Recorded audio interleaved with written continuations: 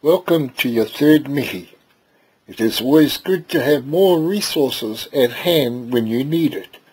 You don't want to become known for saying the same Mihi over and over again, and nothing is worse than being a parrot, repeating everything it is taught by repeating itself. Please listen to the recordings over and over again. Learn one line at a time is the easiest way. Haere pai ma te atua koe e manaki. Ka tangi te titi, ka tangi te kāka, ka tangi hoki ahau. Mai I te whai ao ki te ao marama, ki hei mauri ora.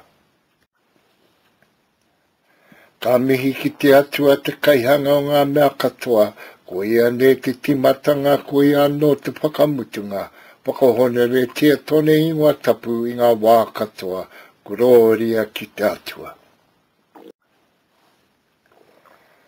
Ka mihi ke a kingi tuheitia, te herenga o ngā mātāwaka, mā te ringa whakaora o te atua e manaki e tiaki I tōna whare.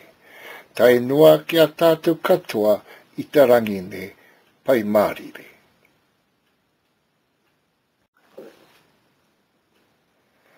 Ka mihi ki ngā tini mate rātou kua mene I te pō, ma te atua koutou e manaki, no reira moi mai, moi mai, moi mai rā.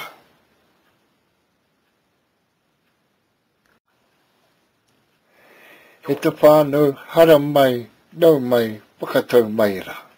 Whakatau mai rā ki tēnei hui huinga, ki te kaupapa o tēnei rā. No reira piki mai, kake mai, whakatau mai rā. Ehara, I te mea noa naia nei, me aloha no ngā tupuna I tuku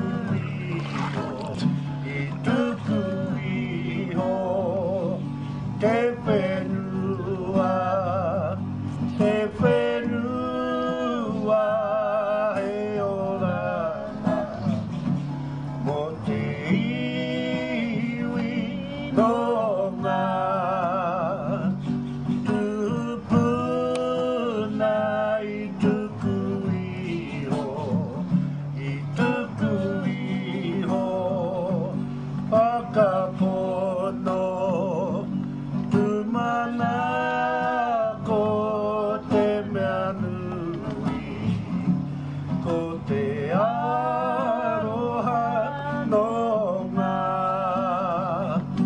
tupuna I tuku iho, I tuku iho, I tuku iho, I tuku iho.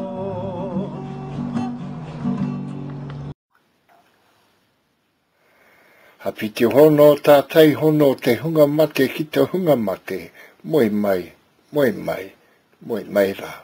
Hapiti hono tātai hono te hunga ora ki te hunga ora, no reira e ngā waka, e ngā mana, e ngā reo, e ngā whānau, tēnā koutou, tēnā koutou, tēnā koutou katoa.